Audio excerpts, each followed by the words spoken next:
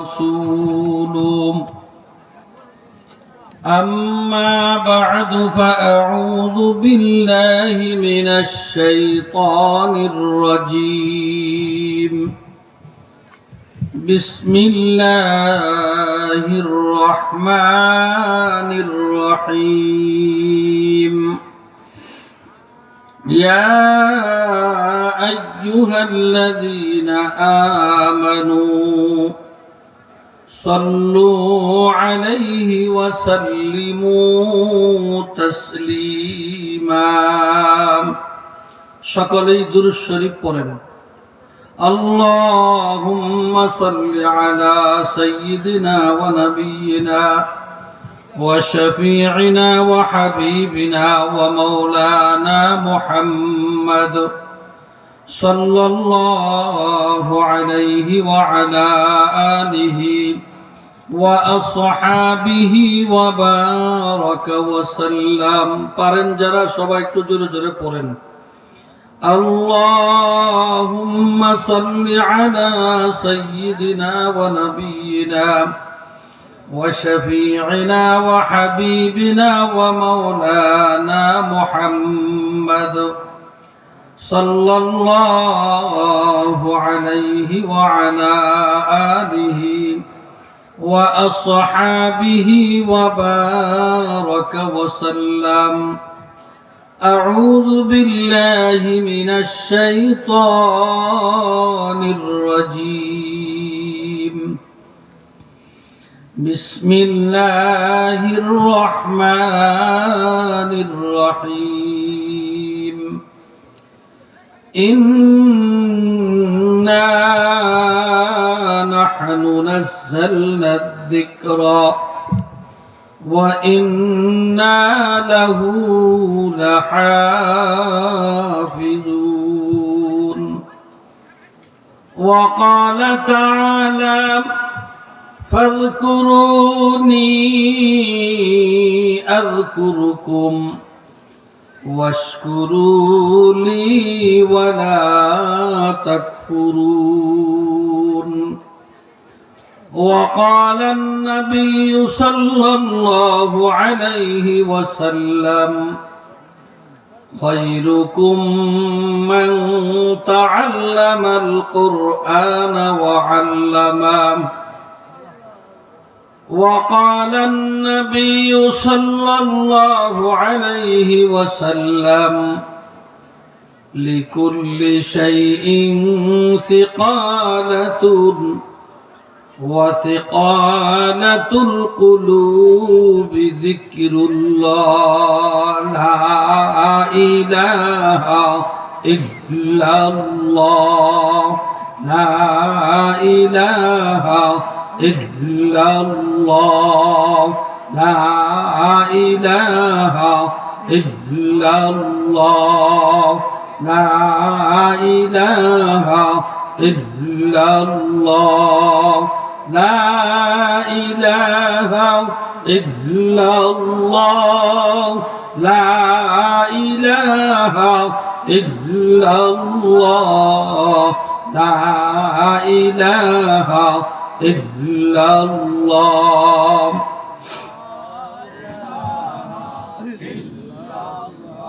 সবাই ডাক দেন না ভাই জবান খোলেন না ভাই যুবক ভাইয়েরা মুরব্বীরা আল্লাহ দেওয়া জবান না আল্লাহর নামে একটু বড় করে দেন আল্লাহ চায় রয়েছে আপনার আমার দিকে সবাই ডাক দেন লা ইলাহা ইল্লাল্লাহ লা ইলাহা ইল্লাল্লাহ লা ইলাহা ইল্লাল্লাহ লা ইলাহা ইল্লাল্লাহ লা ইলাহা ইল্লাল্লাহ লা ইলাহা ইল্লাল্লাহ লা ইলাহা ইল্লাল্লাহ লা ইলাহা ইল্লাল্লাহ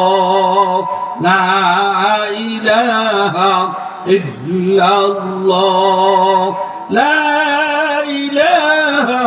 ইল্লাল্লাহ লা ইলাহা ইল্লাল্লাহ লা ইলাহা ইল্লাল্লাহ লা ইলাহা ইল্লাল্লাহ লা ইলাহা ইল্লাল্লাহ লা ইলাহা ইল্লাল্লাহ লা ইলাহা ইল্লাল্লাহ লা ইলাহা ইল্লাল্লাহ লা ইলাহা ইল্লাল্লাহ লা ইলাহা ইল্লাল্লাহ লা ইলাহা ইল্লাল্লাহ লা ইলাহা ইল্লাল্লাহ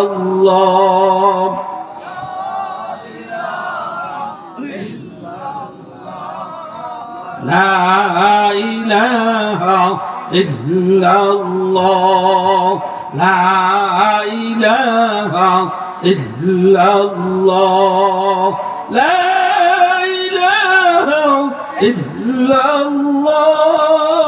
লা ইলাহা ইল্লাল্লাহ লা ইলাহা ইল্লাল্লাহ লা ইলাহা ইল্লাল্লাহ লা ইলাহা ইল্লাল্লাহ লা ইলাহা ইল্লাল্লাহ লা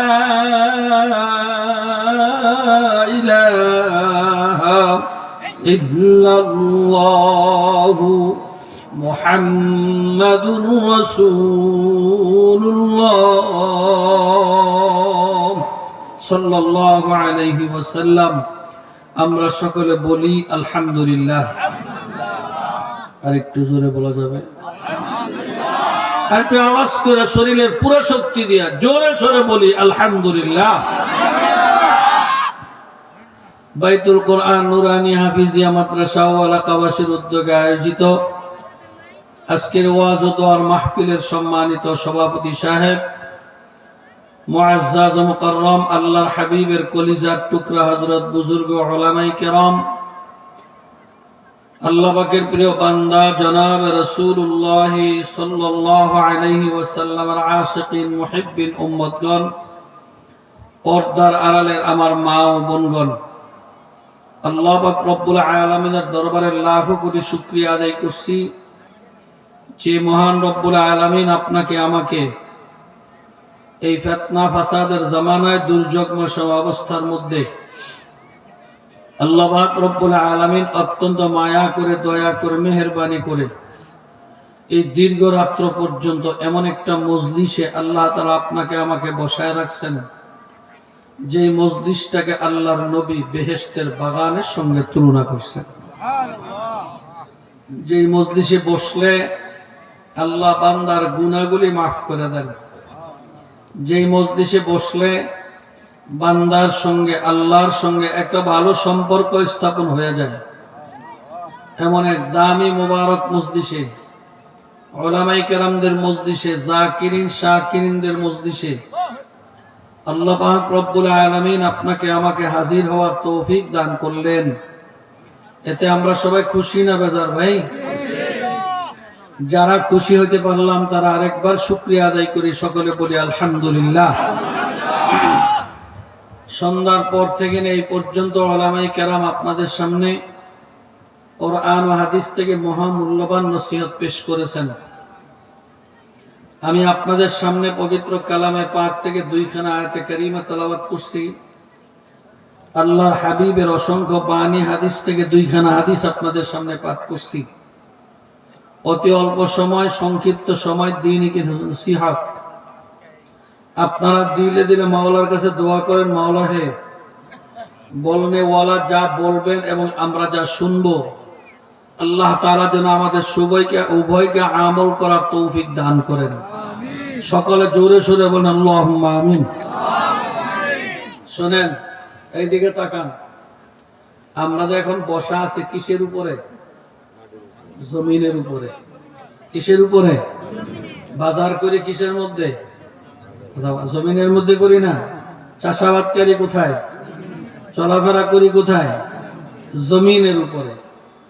যেই মানুষটা জমিনের উপরে ভালো চলে, সেই মানুষটা জমিনের নিচে গেলেও ভালো চলবে।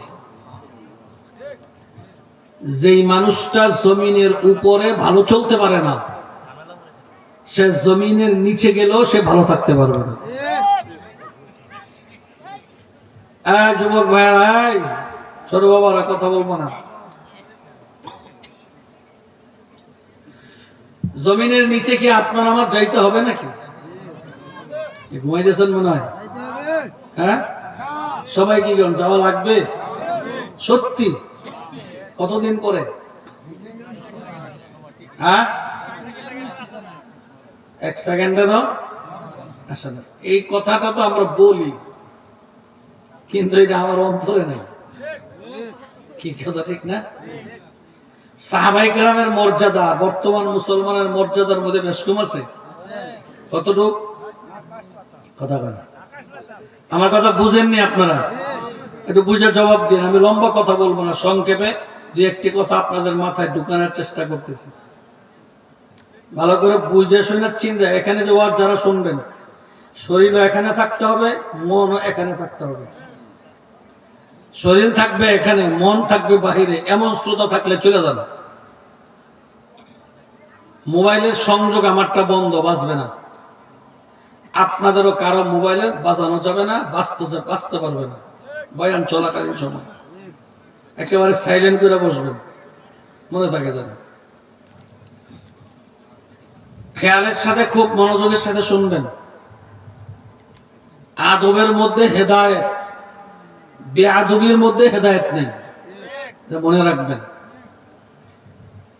যেই ছেলে যৌবন কালে, শিশু কালে আদবের সাথে চলাফেরা করে, এই ছেলে যদি নামাজ নাও পড়ে, রোজা নাও রাখে, একদিন না একদিন আল্লাহ তাআলা তার সিনার মধ্যে হেদায়েতের নূর ঢেলে দিবেন। আর যে বেয়াদবি করবে, সে যদি এই দেশের বড় মুফাসসির হয়, আল্লাহ তাআলা তার সিনার থেকে ঈমানের নূর উঠাই নিয়ে যাবেন। এজন্য আদবের মধ্যে হেদায়েত, বেয়াদবির মধ্যে হেদায়েত নেই। এই বর্তমান জমানায় আমাদের সমাজে কি সাত কন আর কি ওলামা কন, কি তবলিগ কন, কি কাকরাইল কন, কি দেওবন্দ তো অনেক দূরের কথা। আপনার দিকে তাকান না, আপনি আপনার পরিবারের দিকে তাকান না। আমাদের প্রত্যেকটা ঘরের মধ্যে তালাশ করলে দেখা যাবে শতকরা ৯৫% ঘরের মধ্যে ছেলে, বাবা, মা, মেয়ে, যারা একই ডেক্সিতে পাক করা খানেওয়ালা সংসার, এই ঘরের ভিতরে বেয়াদবির একটা বিশাল বড় পাহাড় জমা হয়ে গেছে। এই বেয়াদবি থাকার কারণে ঘরের মধ্যে নূর নাই, শান্তি নাই, অশান্তির আগুন ঘরে জ্বলতেছে, শুধু আদবের কারণে। এই বেয়াদবি আমাদের সমাজে কত রকমের চলা চলতেছে দেখেন। চরমনার বক্তা আসলে চরমনের মুরিদরা বসে, অন্যরা যায়। সন্দীপের হুজুরের বক্তা আসলে তার কিছু লোক আসে, অন্যরা আসলে আর থাকে না। জামাত ইসলামের বক্তা আসলে তার দলবল লোকজন এসে বসে, যখন জামাত ইসলামের বক্তা জায়গা, তখন তাদের কিছু লোক জায়গা। এটা ভালো করে চিন্তা করবেন। আজকের মাহফিল লেখা কি ওয়াজ ও দোয়ার মাহফিল নাকি? এখানে লেখা উচিত ছিল চরমনের মাহফিল, লেখা উচিত ছিল জামাত ইসলামের মাহফিল, লেখা উচিত ছিল তবলিগের মাহফিল। তাইলে তবলিগওয়ালারা থাকবে, বাকিরা চলে যাবে। তাইলে চরমনেওয়ালারা থাকবে, বাকিরা চলে যাবে। তাইলে জামাত ইসলামওয়ালারা থাকবে, বাকিরা চলে যাবে। কথাটা বুঝাইতে পারি না মনে হয়? তাহলে আমরা ওয়াজ ও দোয়ার মাহফিল দেখি চরমনে টার্গেট করছি? কথা বলেন না, ঘুমাইতেছেন? চরমনে টার্গেট করছি? জামাত ইসলাম, তাবলীগ টার্গেট করছে কি? ওয়াজ ও দোয়ার মাহফিল। তাহলে ওয়াজ কোত্থেকে হবে? কোরআন থেকে হবে। কি কথা ঠিক না? ওয়াজ কোত্থেকে হবে? হাদিস থেকে হবে। দোয়া কোত্থেকে হবে? আল্লাহ রাসূলের পদ্ধতি অনুযায়ী দোয়া হবে। তাহলে এই মজলিসটা তো কোরআনের মজলিস, হাদিসের মজলিস। বাকি কথা ভুল আছে? হ্যাঁ, তাহলে এখানে চরমনাই কেন টার্গেট? জামাত ইসলাম কেন টার্গেট? তাবলীগ কেন টার্গেট?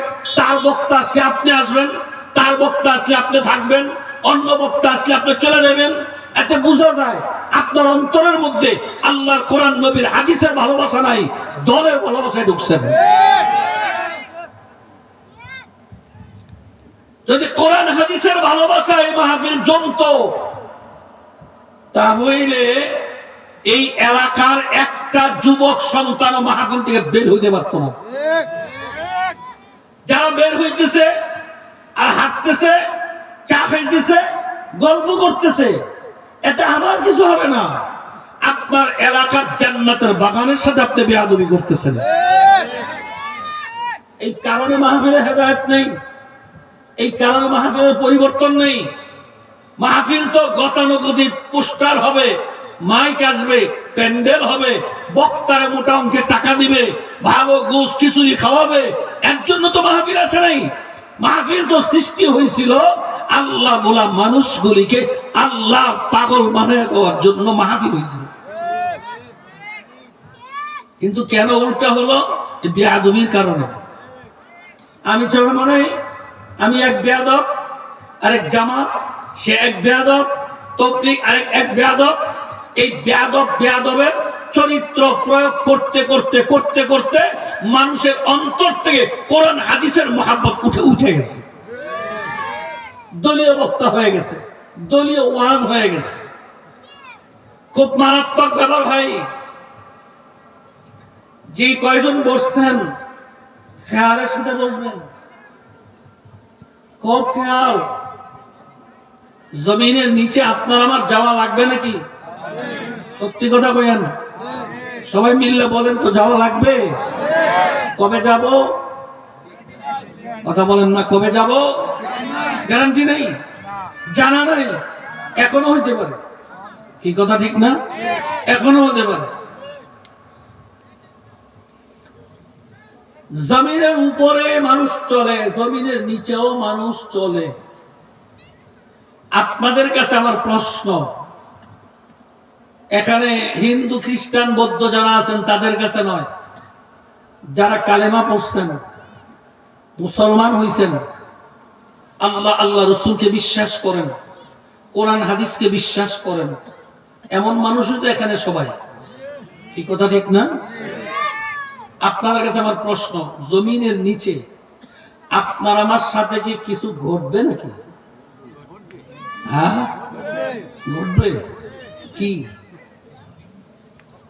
কি ঘটবে জমিনের নিচে? মাটি দিয়ে চলে আসছেন, এক বছর পরে গাঁথা হয়ে গেছে, মাটি দিয়ে আবার বইরা বলেছে।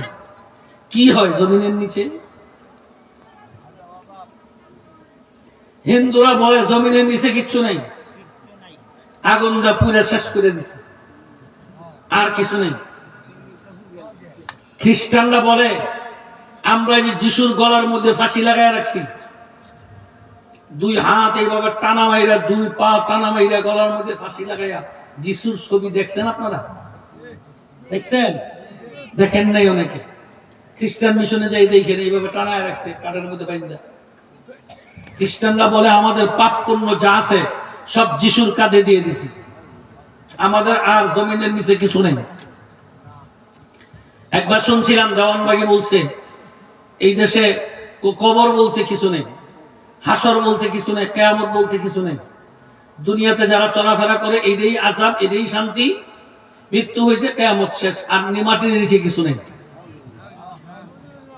আমার এই কথাগুলো বুঝা থাকলে বলেন তো, হিন্দুরাও বলে মাটির নিচে কিছু নেই, খ্রিস্টানরাও বলে নাই, আপনারা মুসলমানরা কি বলেন? মাটির নিচে আছে কিছু? হ্যাঁ, কি আছে?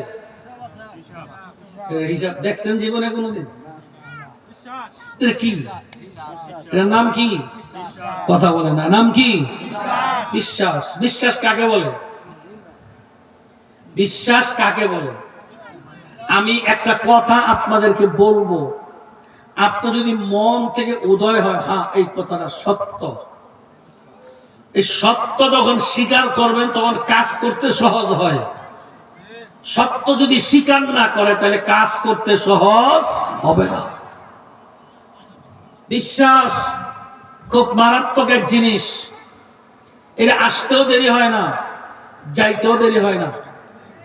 আপনাদের কাছে আমার নবীজির মুসলিম শরীফের একটা হাদিস শুনাই, মুখস্থ করে রাখবেন, খুব ভালো করে মুখস্থ করে রাখবেন।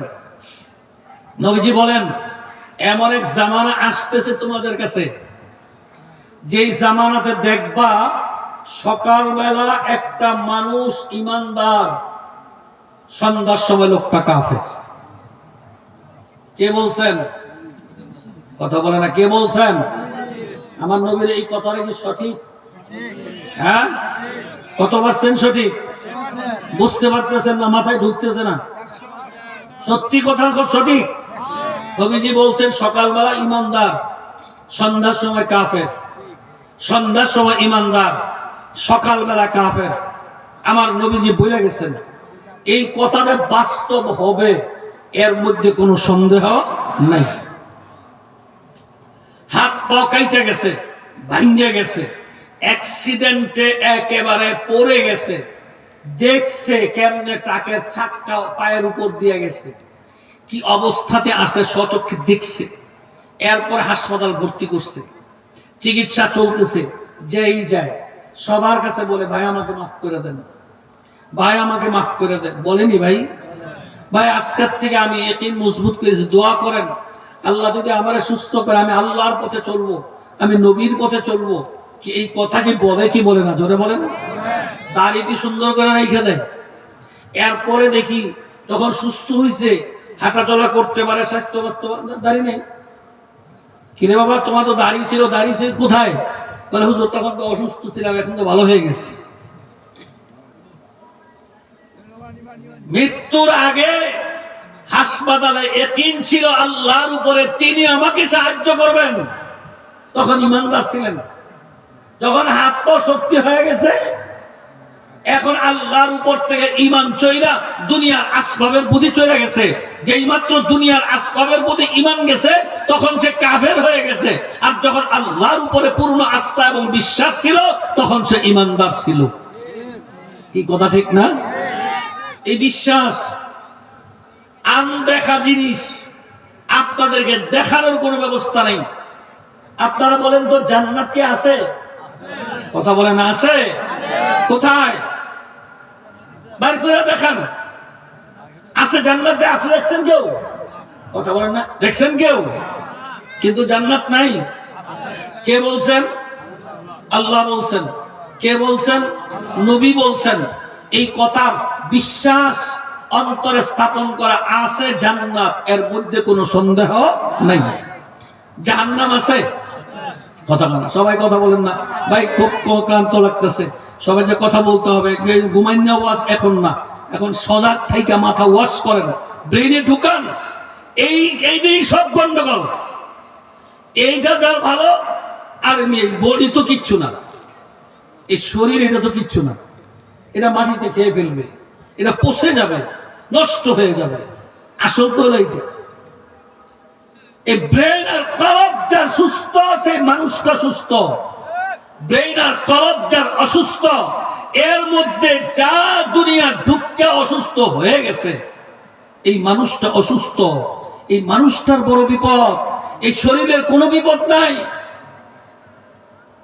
এটা এখন মারা গেছে, কবরে দিয়ে আসছে, 1 মাস পরে কবর খুললে দেখেন শরীরের চামড়া গোশত কিচ্ছু নেই। কি কথা ঠিক না?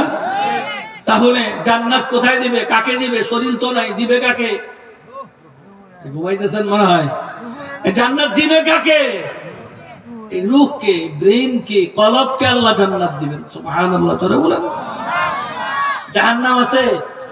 কথা বলেন, আছে? কোথায়? কথা বলে না। হ্যাঁ, কোথায় আছে জান্নাত? কোরআনের মধ্যে হাদিসের মধ্যে বলছেন কে? জোরে বলেন। বলছেন কে? নবী। আল্লাহর কথা নবীর কথা সত্য। হ্যাঁ, কত পারছেন? আর না কিছু হইতেও পারে, নাও হইতে পারে, সন্দেহ থাকতেই তো পারে। কি কথা বলেন না কেন ভাই? ঘুমাই দিয়েছেন মনে হয়। হ্যাঁ, কি আছে? সন্দেহ আছে? আছে জাহান্নাম? কি জাহান্নাম আছে? সত্যি কথা বলেন, বুঝে শুনে বলেন। জাহান্নামে কারা যাবে? গরু, ছাগল, হাঁস, মুরগি, কথা বলে না, কীট পতঙ্গ। কে যাবে? কারা যাবে? হ্যাঁ, যার কলব অসুস্থ সে জাহান্নামে যাবে। কি কথা ঠিক না বেরিয়ে বলেন? হ্যাঁ, তাহলে আখিরাতে মরার জমিনের নিচে আছে, জান্নাতও আছে, জাহান্নামও। বাবা কথা বলেন না কেন? এই জান্নাত কোথায়? জমিনের নিচে। জাহান্নাম কোথায়? জমিনের নিচে। কি কথা ঠিক না বেরিয়ে বলেন? কি দুনিয়াতে রাইখা জান্নাত দিবে না জমিনের নিচে গেলে দিবে? জাহান্নাম কি দুনিয়াতে দিবে না জমিনের নিচে গেলে দিবে? তাহলে জমিনের নিচে জান্নাতও আছে, জাহান্নামও। কথা বলে না ভাই? আছে না নাই? আছে। এবার জমিনের উপরে যেই মানুষটা ভালো চলে, এই মানুষটা জমিনের নিচে গেলেও, কথা বলে না কেন ভাই? এই ভালোর ব্যাখ্যা কি? ভালো চাউল ডাউল খাওয়া, ভালো গোশত পোলাও খাওয়া, ভালো পোশাক পরিধান করা, বড় বক্তা হওয়া, বড় নেতা হওয়া, পাঁচতলা বিল্ডিং এর মালিক হওয়া, এসি বাড়ি বানানো, দামি পাজারো গাড়ি দিয়ে চলা, এটা দুনিয়ার ভালো? এটা জমিনের উপরে ভালো? কোনটা ভালো? এই ভালোটাই তো বুঝি না। এবার আসুন তো ভালোটা একটু তালাশ করেন। কোন ভালো জমিনের উপরে চললে জমিনের নিচে ভালো চলা যায়? এই ভালোটা আমাদেরকে বাইর করতে হবে, ঠিক না বেরি? জোরে বলেন।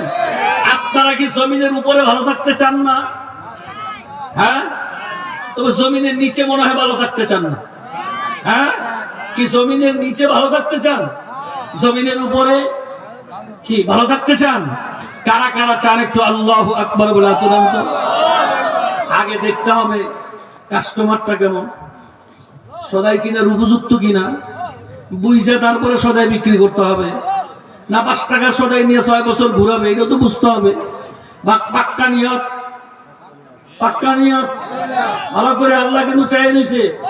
কেরামন কাতিবিন ফেরেশতা লিখতেছে, একেবারে পুরা হাত গুলো বিদু হইতেছে। আল্লাহর কাছে সাক্ষী, বুঝে শুনে বলেন, দুনিয়ার উপরে ভালো থাকতে চান? জমিনের নিচে ভালো থাকতে চান? আল্লাহ আমাদের কবুল করেন, জোরে বলেন আমিন। এবার ভালো কারা? আসলে একটু গবেষণা করে বের করি সবাই। আল্লাহ দুনিয়ার জমিনের মধ্যে যত নবী পাঠাইছেন, এরা কি ভালো না মন্দ? বাবা কথা সবাই বললেন। আপনি চুপ থাকলে তো ফেরেশতারা কষ্ট পায়। সব জায়গায় চুপ থাকেন না। চুপ থাকা ভালো লক্ষণ, কিন্তু সব জায়গায় না। কি কথা ঠিক না বেরে? জোরে বলে। এই হুজুরে চুরি করছে, আমারে সাক্ষী মানছে। আপনি জিজ্ঞাসা করেন, হুজুর উনি যে চুরি করছে আপনি দেখছেন, আমি চুপ করেছি, এতে কি বোঝা যায়? কথা বলে না। চুপ থাকা কিসের লক্ষণ? সম্মিতির লক্ষণ না। তাহলে বোঝা গেল হুজুর যে চুরি করছে আমি সাক্ষী। এই চুপ থাকার আলামত। আপনি যখন কোরআন হাদিসের কথার পক্ষে বিপক্ষে চুপ থাকবেন, তো প্রমাণ হবে আপনি তাদের পক্ষে বিপক্ষে, আপনি কোরআন হাদিসের পক্ষে না। সব জায়গায় চুপ থাকেন না, ভালো লক্ষণ না। চুপ থাকার জায়গায় চুপ থাকবেন, কিন্তু যেখানে কথা বলার দরকার সেখানে কথা বলতে হবে। আর রহমান আল্লামাল কুরআন খালাকাল ইনসান আল্লামাহুল বায়ান। এই জবান আল্লাহ দিছে কথা বলার জন্য। আল্লাহর নবী সাল্লাল্লাহু আলাইহি ওয়াসাল্লাম সহ সমস্ত নবীরা ভালো না মন্দ? কত নম্বর ভালো? বাবা কথা বলেন না, কত নম্বর ভালো? সাহাবায়ে কেরামরা ভালো না মন্দ? তাবিঈনরা ভালো না মন্দ? ইমামরা ভালো না মন্দ? সমস্ত হক্কানি উলামায়ে কেরাম ভালো না মন্দ? কিয়ামত পর্যন্ত এই রকম শ্রেণীর মধ্যে যারা আসবে তারা ভালো না মন্দ? সমস্ত নবীরা, সমস্ত রাসূলগণ, সমস্ত সাহাবীগণ, তাবেঈনগণ, আশারে মুবাশশারা, ইমামুল মুরসালিন, আইম্মায়ে কেরাম, উলামায়ে কেরাম, উলামায়ে মুতাআক্কিমিন, মুতাআখিরিন, যত ভালো মানুষ দুনিয়ার জমিনে আসছে আর আসবে, সমস্ত ভালো মানুষের ভিতরে এক নম্বরের ভালো মানুষ কে জানেন? কথা বলেন না ভাই। আপনারা দাঁড়ায় গেছেন, কি জায়গা নাই? দাঁড়িয়ে চেয়ারে এসে বলেন, বসতে অসুবিধা হলে এখানে এসে দাঁড়াই দেখেন না। আমি খুব কষ্ট পাই দাঁড়ায় কোরআন হাদিসের কথা শুনলে। না, অনেক বড় বেয়াদবি। না রাজনৈতিক বক্তৃতা না, কোরআন হাদিসের কথা।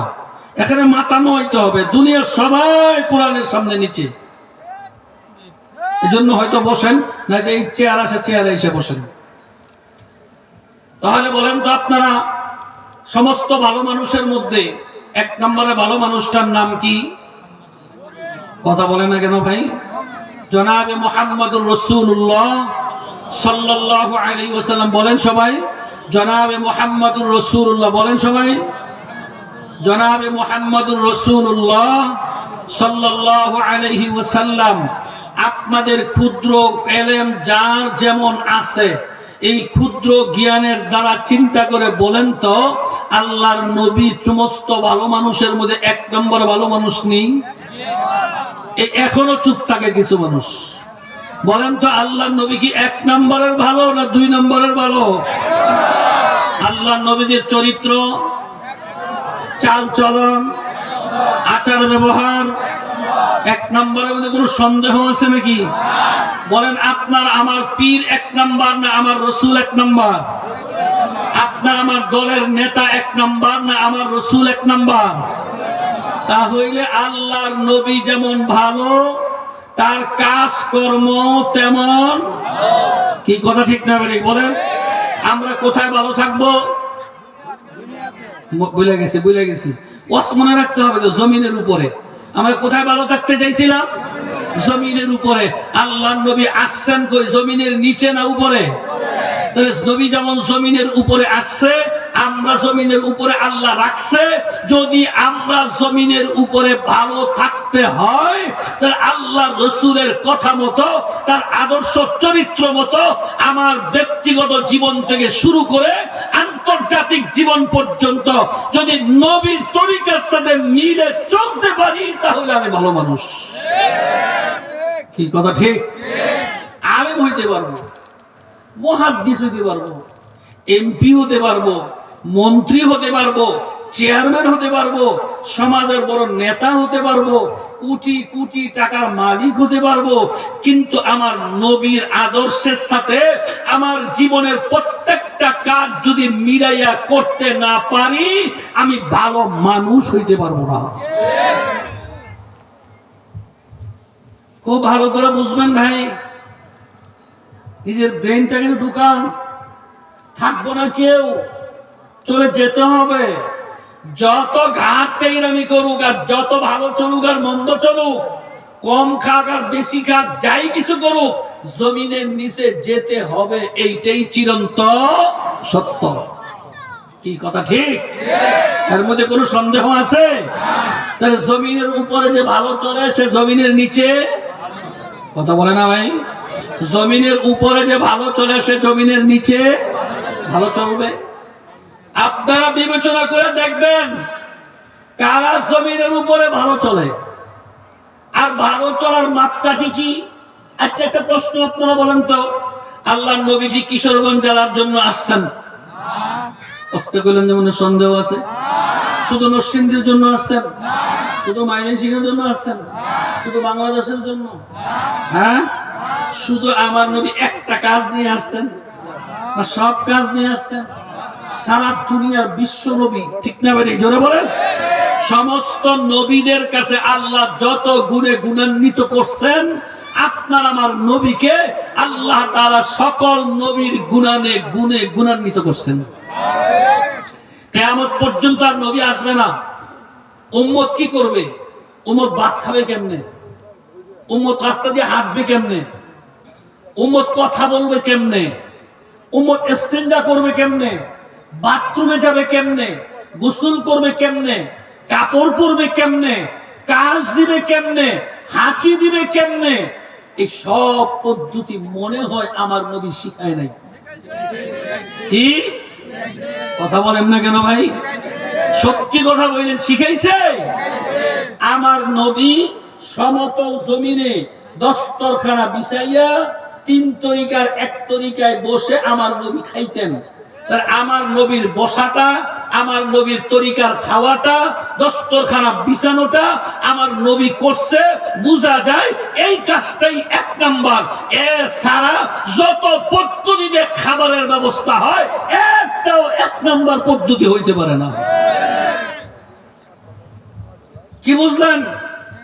আমার নবী যখন ঘুম থেকে উঠতেন, ঘুমের থেকে উঠে তিনি বসতেন, বসে কয়েকবার তাসবিহ পড়তেন, ঘুম থেকে জাগ্রত হওয়ার দোয়া পড়তেন, ঘর থেকে বের হইতেন, দোয়া পড়তেন। আমার নবী ওয়ার পরে ইস্তেঞ্জা করতে ঢুকতেন, দোয়া পড়তেন, ইস্তেঞ্জা সেরে আসতেন, তিনি ওযু করতেন, মিসওয়াক নিতেন, নামাজের মধ্যে দণ্ডায়মান হইতেন, তার পরিবারদেরকে মাঝে মধ্যে ডাকাডাকি করতেন। কখনো কখনো নবীজি একা একা ওযু করে নামাজ শুরু করে দিতেন আর আল্লাহর কাছে কান্নাকাটি করতেন। কোন হাদিসের মধ্যে আছে, হযরত আয়েশা সিদ্দিকা রাদিয়াল্লাহু তাআলা আনহা বলেন, অন্ধকার রাত্রিতে আমার নবী আমার পাশে ছিল, আমি ঘুমিয়ে গেছি, ঘুমের থেকে সজাগ হইছি, এখন তালাশ করে দেখি আমার রাসূল নেই, আমার রাসূলকে পাচ্ছি না। অন্ধকার ঘরের ভিতরে আমি হাত দিয়ে তালাশ করতেছিলাম, দেখি আমার হাতের মধ্যে ভিজা লাগতেছে। এরপরে উঠে বসলাম, যখন আমি উঠে বসছি দেখি আমার রাসূল রুকু অবস্থায় আল্লাহর কাছে এমন কান্না কাঁদতেছে যে কান্নাহু তাল্লুন, যেমন চোখ থেকে বৃষ্টি পড়তেছে। এই ভালো মানুষের চরিত্র, এরই ভালো ছিলেন। আপনি যদি জমিনের উপরে ভালো থাকতে চান তাহলে আমার নবীর তরিকা অনুযায়ী সব কাজ করতে হবে। একটা কাজও আমার নবীর তরিকার বাইরে করা যাবে না। কি কথা ঠিক না বলেন? দুনিয়ার কোন মানুষ আমার নবীর চাইতে উপরে না, দুনিয়ার কোন মানুষের পদ্ধতি আমার নবীর চাইতে উপরে না, দুনিয়ার কোন মানুষের শিক্ষা আমার নবীর চাইতে উপরে না, দুনিয়ার কোন মানুষের কাজের সিস্টেম পদ্ধতি আমার নবীর চাইতে উপরে হতে পারে না। এই জন্য আমরা যদি জমিনের উপরে ভালো থাকো ভাই, জমিনের উপরে যদি দস্তরখানা বিছায় খানা খাও, জমিনের উপরে যদি ঢিলাকুলুক ব্যবহার করো, জমিনের উপরে যদি ওযু অবস্থায় চলো, জমিনের উপরে যদি জবানকে হেফাজত করো, চোখকে হেফাজত করো, আল্লাহ পাকের গোলামি যথাসময় করো, নিজের ঘরকে সুন্দর করে আদব দেখাও, জমিনের উপরে আমার নবীর পদ্ধতি অনুযায়ী যত বেশি ভালো কাজ করবে, জমিনের নিচে যাওয়ার সাথে সাথে ফেরেশতারা তোমার সাথে ভালো ব্যবহার শুরু করে দেবে। কেমন ভালো ব্যবহার করবে? আল্লাহর নবী ফরমান, যেই মানুষটা দুনিয়ার জমিনের উপরে আল্লাহর নবীর আদর্শে আদর্শিত হইয়া চলবে, মাসলানা, এই যুক্তি না, তর্ক না, আমার মাওলা করতে বলছেন তো করব, কোনো যুক্তি নেই। আমার নবী করার কথা বলছেন, কোনো যুক্তি নেই। আমি নেতা চিনি না, আমি ব্যক্তি চিনি না। আজকে যত রাজনৈতিক ইসলামিক রাজনৈতিক দল আছে, অন ইসলামিক রাজনৈতিক দল আছে, প্রত্যেকটা দলের লোকেরা যত নবীর আদর্শে রাজনীতি করবে, প্রত্যেকের রাজনীতি আল্লাহর কাছে কবুল হবে, সফলতা আসবে। আর যারা আল্লাহ রাসূলের তরিকার বাইরে রাজনীতি করে, নাম যা মন চায় তাদের কোনোদিন সফলতা আনতে পারবে না। কারণ সাহাবায়ে কেরাম নবীর পদ্ধতি গ্রহণ করছে। কি পদ্ধতি? যুদ্ধ শুরু হয়েছে, আর মানুষ তো যুদ্ধ চলতেছে, সপ্তাহ যুদ্ধ চলতেছে। যুদ্ধের মাঝখানে ঘন্টা বেজে দিলেন যে এইবার একটু যুদ্ধটা অফ করা দরকার, অস্ত্র শস্ত্র নষ্ট হয়ে গেছে, ক্লান্ত হয়ে গেছি, একটু বন্ধ করো। বন্ধর জন্য 2 দিন ঘোষণা দিলেন, আর 2 দিন বন্ধ হইছে। হওয়ার পরে এক গোয়েন্দা একে অপরের সাথে যোগাযোগ করতেছে, কে কি করবে, এরা কি করতেছে, ওরা কি করতেছে, এই গোয়েন্দাগিরি চলতেছে। কাফেরের গোয়েন্দারা আইসা দেখে মুসলমানরা তাহাজ্জুদের সময় উঠা ওযু করার জন্য মেসওয়াক ভাঙছে, গাছের ডালা। গাছের ডালা ভাঙ্গিয়া মেসওয়াক করতেছে ওযু করার জন্য। এই দৃশ্য যখন কাফেরের গোয়েন্দা দেখছে, এখান থেকে যাইয়া কাফেরদের কাছে ঘোষণা দিছে, শোনো, কালকে মুসলমানের সাথে যুদ্ধে যাও না। আমি স্বচক্ষে দেখছি মুসলমানরা যেইভাবে দাঁত দাঁড়াইতেছে, কালকে যুদ্ধ লাগবে না, এমনি আমাদেরকে চাবায় খেয়ে ফেলবে। এই মেসওয়াকের সুন্নাত আজ ব্রাশ করে ঢুকাইছো, ব্রাশ। আমার নবীর জীবনে কোনদিন সিয়াসিত্তার সমস্ত কিতাব ঘাইটা ওলামায়ে কেরাম, এই কিশোরগঞ্জে বহুত মুফাসসির, বহুত আলেম ওলামা আছে, জিজ্ঞাসা করবেন আমার নবীর জীবনে কোনো দিন পায়জামা প্যান্ট পরার ইতিহাস আমার নবীর জীবনে নাই। একদিনও না, এক সেকেন্ডও বলেন নাই।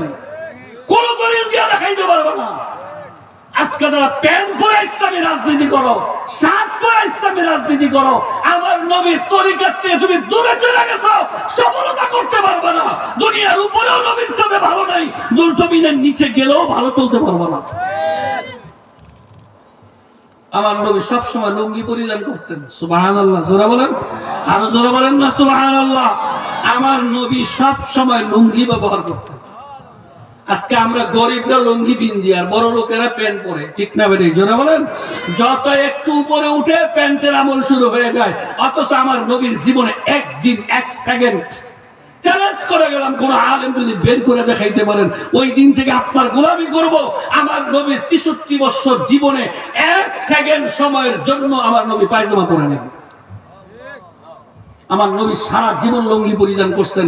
এইটাই সহিহ, এইটাই সহিহ। কাফের বেঈমান মুশরিকরা সৌদি আরব সহ ইসলামী কান্ট্রির ভিতরে পর্যন্ত এই প্যান্ট পরার পরিবেশ এটা কাফের মুশরিকরা আবিষ্কার করছে, কোন মুসলমান আবিষ্কার করেনি।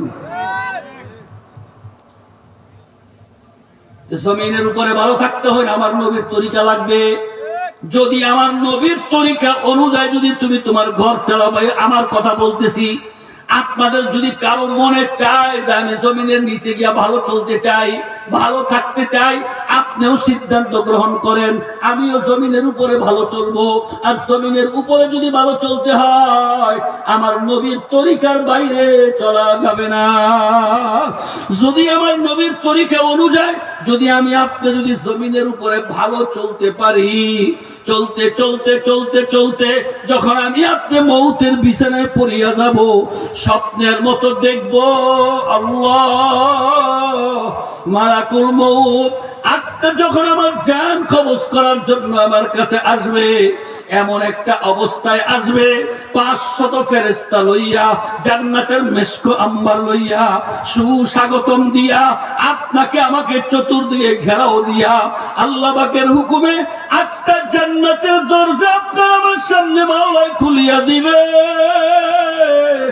জান্নাতের হুর পরীরা আপনাকে আমাকে ডাকা শুরু করিয়া দেবে, হে আল্লাহর বান্দা আসো, নবীর আশিক আসো। দুনিয়াতে আমার নবীর তরিকা ছাড়া কোনো কাজ করো নাই, আল্লাহর হুকুমের বাইরে তোমাকে চলতে দেখা যায় নাই।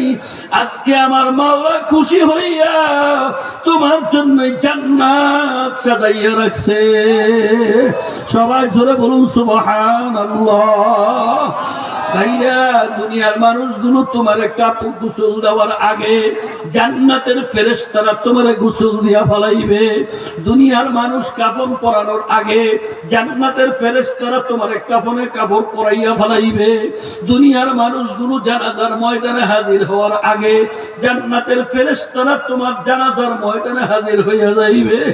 দুনিয়ার মানুষগুলো তোমারে কবরে শোয়া দিয়া যখন চলিয়া আসবে, তারা কবরে পৌঁছার আগে ওই ফেরেশতারা তোমার কবরটাকে জান্নাতের বিছানা বিছাইয়া দিবে।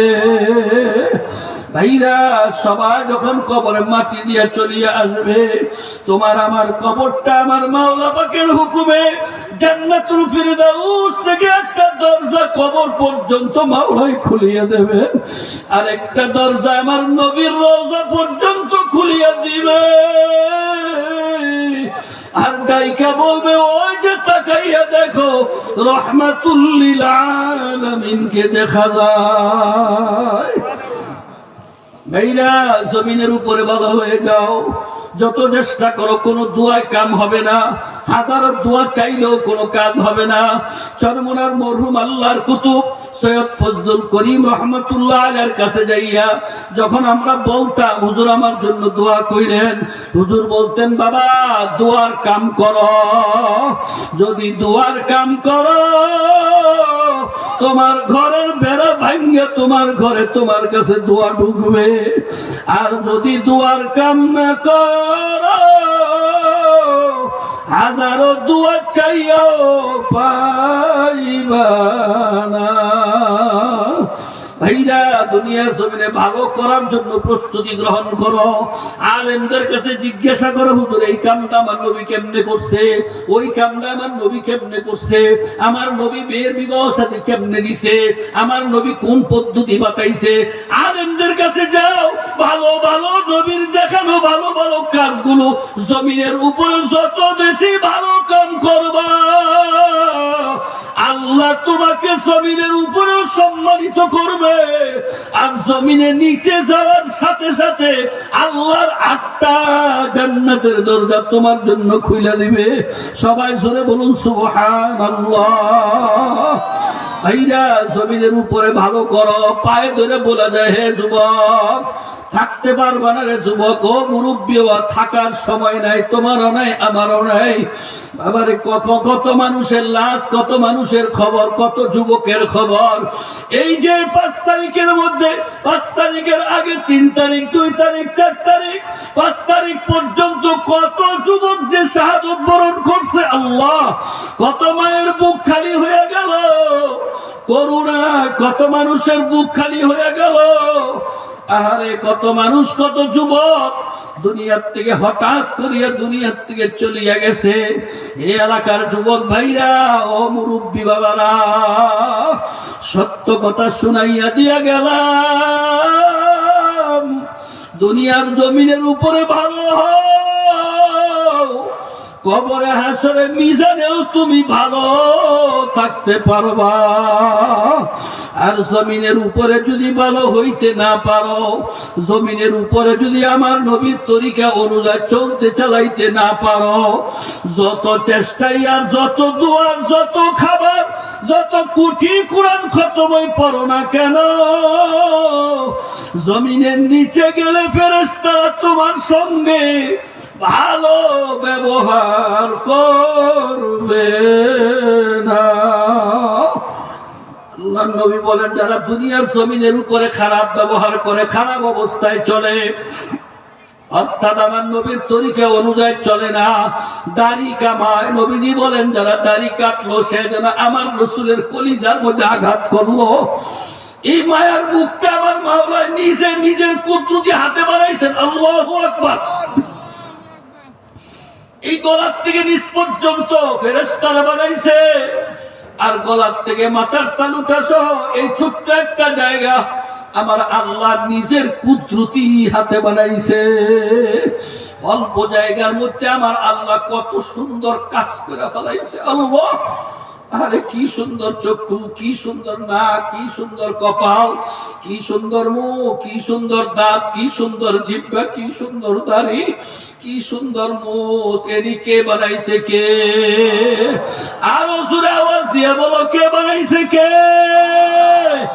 যে মাওলায় দয়া করে মায়া করিয়া ছোট্ট একটা জায়গার মধ্যে এত ভালো জিনিস বানাইতে পারলো। আজকে সেই মাওলা নিষিদ্ধ বিড়ি সিগারেট দুর্গন্ধ তোমার এই মুখের মধ্যে কেমনে উঠাইয়া দিলা। একটু কি তোমার অন্তরে মায়া নাই, ব্যথা নাই, কষ্ট নাই? এবারে কেন দুনিয়াতে আসছো বাবা? তুমি তো গরুও না, ছাগলও না, হাঁসও না, মুরগিও না, তুমি তো আশরাফুল মাখলুকাত মানুষ। আল্লাহ দুনিয়াতে তোমার টাকা পয়সার বুঝ দিছে, জমি জমার বুঝ দিছে, ইজ্জত সম্মানের বুঝ দিছে, ক্ষুধার্ত বুঝ দিছে, পেট ভরার বুঝ দিছে। এত সব কিছু যে মাওলাই দিল, আজকে সেই মাওলার হুকুম মানলা না। মাওলার হুকুমে ফেরেশতারাও তোমাকে ছাড়বে না। ভাইরা রাত্র বেশি লম্বা কথা আপনাদেরকে শুনাইলাম না। মাওলার কাছে দোয়া করেন, বুঝটা মাথায় ঢুকান, সবকটা নিয়ে যান, জমিনের উপরে ভালো চলেন। জমিনের উপরে থাকবেন 60 বছর, 50 বছর, 80 বছর, 40 বছর। জমিনের নিচে থাকবেন হাজার হাজার হাজার হাজার কোটি বছর। বাবা রে, জমিনের উপরে যদি অসুস্থ হয় কত মানুষ দেখার জন্য যাইবে। জমিনের উপরে বিপদে পড়লে, কষ্টে পড়লে কত মানুষ সাহায্যের আগাইয়া আসবে। আর জমিনের নিচে যদি বিপদে পড়িয়া যাও, কেউ তো তোমাকে সাহায্য করতে আসবে না। যারা জমিনের উপরে ভালো চলে না, তাদেরকে কবরে শোয়াইয়া দিয়া তখন মানুষ চলিয়া আসে। নবীজি বলেন, ডান পাশের মাটি বাম পাশের মাটি এমন ভাবে চাপ মারিয়া বসে, এক পাশের হাড্ডিগুলো আরেক পাশে ঢুকাইয়া ফেলায়। আর জমিনের উপরে যারা ভালো চলে না, জমিনের নিচে তাদের সাথে আমার মাওলা কি ব্যবহার করবে? আমার নবী বলেন, একটা না দুইটা না 99টা সাপ তার কাছে জমা হইয়া যাবে। এই সাপ গুলি যখন পেঁচাইয়া পেঁচাইয়া এই মায়ার শরীরের মধ্যে যখন কামড় শুরু করিয়া দেবে, ও যুবক একটু ভাবো তো কেমন লাগবে, এ বুড়া বাবা একটু ভাবো তো কেমন লাগবে। আহা,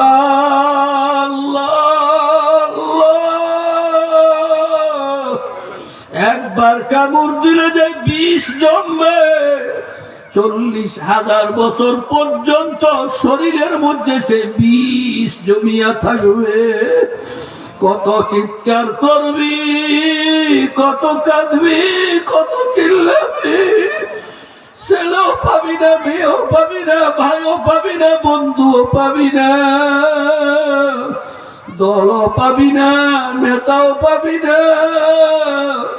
নিজের কষ্টের ভাগ কেউ নিবে না। বাবা, নিজের বুঝতো পাগলেও বুঝে। তুমি কেমন পাগল হইলা?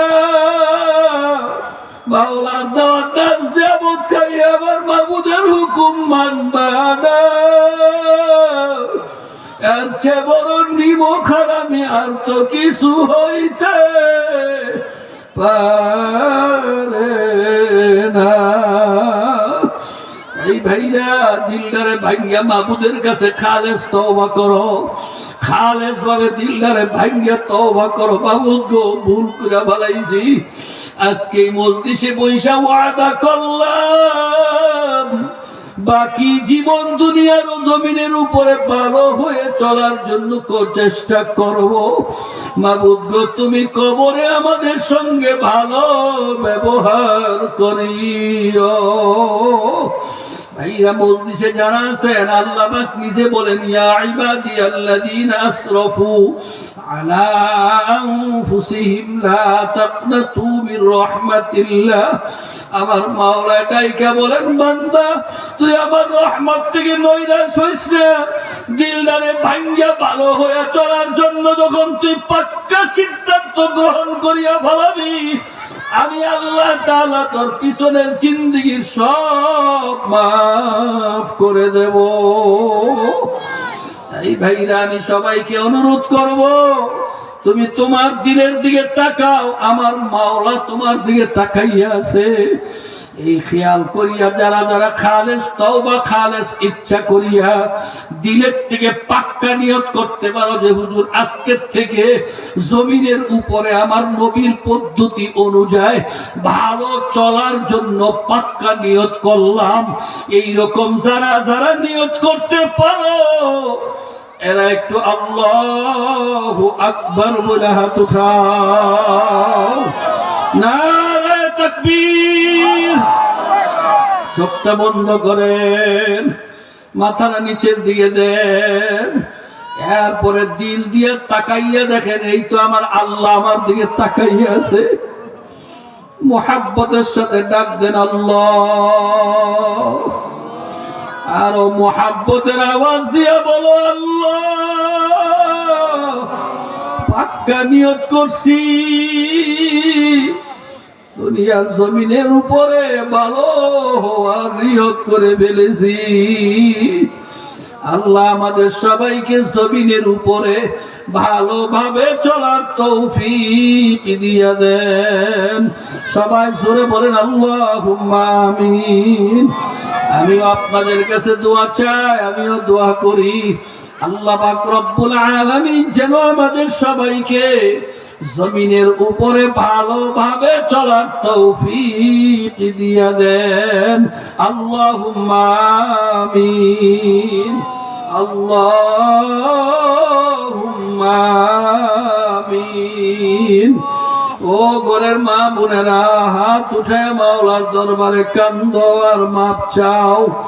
মাগো একদিন এই ঘর দিয়া নতুন বউ হইয়া আসছিলা গো মা, কত মানুষ তোমাকে শরবত খাওয়াইছে, কত মানুষ বাতাস করছে। এমন একটা দিন গো মা তোমার কাছে আসবে যেই দিন তোমার 5খানা নতুন কাপড় পরাইয়া নতুন বধূ সাজাইয়া এই ঘর থেকে চিরতরে বিদায় করিয়া দেবে।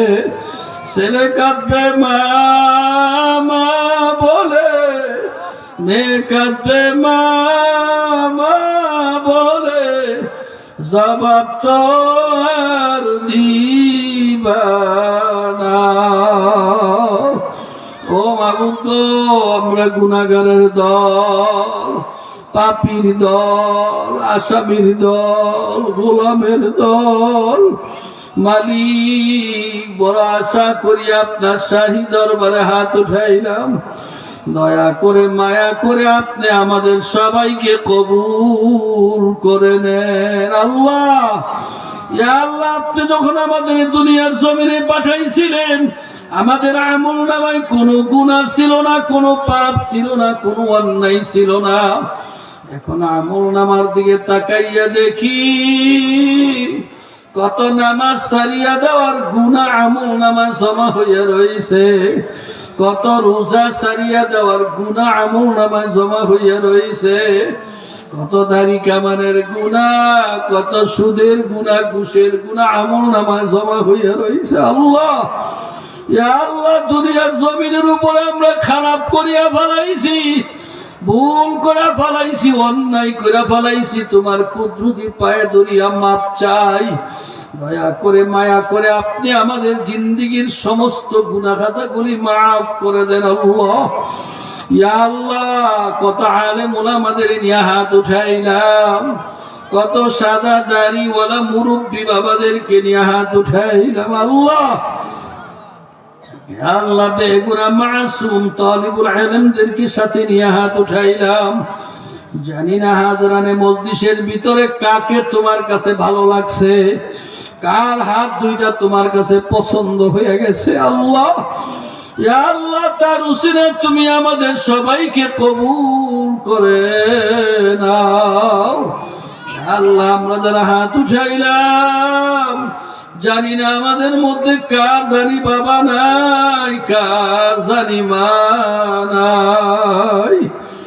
আল্লাহ, শীতের দিন কত কাপড় গায়ে দিছি তারপরেও ঠান্ডা লাগে, আর মা বাবারে পাতলা 2-3টা কাপড় দিয়া ঠান্ডা মাটির মধ্যে শুয়াইয়া রাখি আসছিলাম, কেমনে জানি আছে জানি না।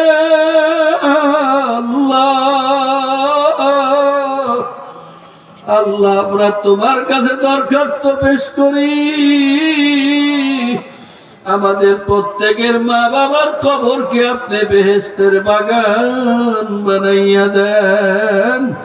ইয়া আল্লাহ, দাদা দাদি, নানা নানি, স্ত্রী পুত্র, আত্মীয় স্বজন, পরিবার পরিজন, সারা দুনিয়ার জমিনের নিচে যত মুমিন মুসলমান কবরে শুয়ে আছে, আল্লাহ, প্রত্যেকের কবরকে আপনি বেহেশতের বাগান বানাইয়া দেন। আল্লাহ, ইয়া আল্লাহ, এই মাহফিলকে আপনি হেদায়েতের জন্য কবুল করে নেন। আল্লাহ, ইয়া আল্লাহ, মাহফিলকে আপনি হেদায়েতের জন্য কবুল করে নেন। আল্লাহ, ইয়া আল্লাহ, এই মাহফিলকে আপনি হেদায়েতের জন্য কবুল করে নেন।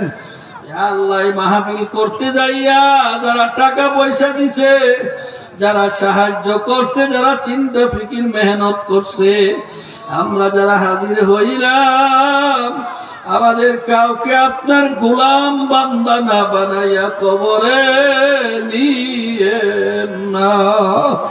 ইয়া আল্লাহ, আল্লাহ আমাদের সকলের মনের নেক আশা আপনি পূরণ করে দেন। ইয়া আল্লাহ আমাদের উপরে আপনার খাস রহমত নাযিল করে দেন। ইয়া আল্লাহ মসজিদ মাদ্রাসাকে আপনি দ্বীনের মারকাজ হিসেবে কবুল করে নেন আল্লাহ। ইয়া আল্লাহ আমাদের সকলের মধ্যে জমিনের উপরে ভালো কাজ করার তৌফিক দান করে দেন, মন্দ কাজ আমাদের থেকে পরিহার করার তৌফিক দান করে দেন। ইয়া আল্লাহ আপনার হাবিবের খাতিরে আপনি আমাদের সকলের দোয়াকে কবুল করে নেন। সুবহান রাব্বিকা রাব্বিল ইজ্জাতি আম্মা ইয়াসিফুন ওয়া সালামুন আলাল মুরসালিন ওয়ালহামদুলিল্লাহি রাব্বিল আলামিন। সবাই বসেন, কেউ উঠতেন না, 2 মিনিট। সবাই কয়েক মর্তবা দোয়া ইউজ করেন। বিপদ আপদ, বালা মুসিবত, অসুখ বিসুখ, মামলা মোকদ্দমা, যার যে সমস্যা আছে, যে কোনো একটা নিয়ত করেন। ওই নিয়তের উপরে সবাই কয়েক মর্তবা দোয়া ইউজ করেন। দোয়ার পরে দোয়া হবে, তারপরে আপনারা যাইবেন। সবাই পড়েন, লা ইলাহা ইল্লা আনতা সুবহানাকা ইন্নী কুনতু মিনাজ জালিমিন। লা ইলাহা ইল্লা আনতা সুবহানাকা ইন্নী কুনতু মিনাজ জালিমিন। পড়েন না ভাই সবাই, লা ইলাহা ইল্লা আনতা সুবহানাকা ইন্নী কুনতু মিনাজ জালিমিন। লা ইলাহা ইল্লা আনতা সুবহানাকা ইন্নী কুনতু মিনাজ জালিমিন। লা ইলাহা ইল্লা আনতা সুবহানাকা ইন্নী কুনতু মিনাজ জালিমিন। لا إله إلا أنت سبحانك إني كنت من الظالمين. لا إله إلا أنت سبحانك إني كنت من الظالمين. لا إله إلا أنت سبحانك إني كنت من الظالمين. فاستجبنا له ونجيناه من الغم وكذلك ننجي المؤمنين. درود الشريف পড়ি। اللهم صل على سيدنا ونبينا وشفيعنا وحبيبنا ومولانا محمد صلى الله عليه وعلى آله وأصحابه وبارك وسلم. সকলে বলি আলহামদুলিল্লাহ। আরেকটু জোরে বলা যাবে আলহামদুলিল্লাহ। এই দীর্ঘ রাত্র পর্যন্ত আমাদের কে বসায় রাখছেন? সে আল্লাহ পাকের দরবারে আমরা শুকরিয়া আদায় করলাম। আল্লাহ যেন আমাদের সবাইকে কবুল করেন। সকলে বলি আমিন। ভাইরা, সন্ধ্যার পর থেকে এই পর্যন্ত আলেম ওলামারা যে বয়ান করলো, আপনারা তো শুনলেন। কমপক্ষে এই বুঝটুকু অর্জন করতে পারছেন নিজে, ঈমান আমল ছাড়া কবরে গেলে জাহান্নাম ছাড়া উপায় নেই। পাঁচটাই না মাথায় ঢুকাইতেন? পাঁচটাই ইনশাআল্লাহ সবাই। ঈমানের পরে সবচেয়ে দামি, সবচেয়ে শ্রেষ্ঠ, আল্লাহর কাছে সবচেয়ে পছন্দের ইবাদতের নাম হলো নামাজ। নবীজি বলেন, মুসলমান নামাজ পড়ে, কাফের নামাজ পড়ে। আমরা যারা এখানে আছি, কি আমাদের নামটা কি কাফের খাতে উঠাইতে চাই নাকি? আজকে যারা এই মজলিসে আছি, পৃথিবীর কোন মানুষকে দেখানোর জন্য নয়, আল্লাহ তাকায় দিয়েছেন আমার আল্লাহরে সাক্ষী রেখে একটা নিয়ত করতে পারি যে হুজুর, যতদিন আল্লাহ দুনিয়াতে আমাদেরকে বাঁচায় রাখেন, শরীয়ত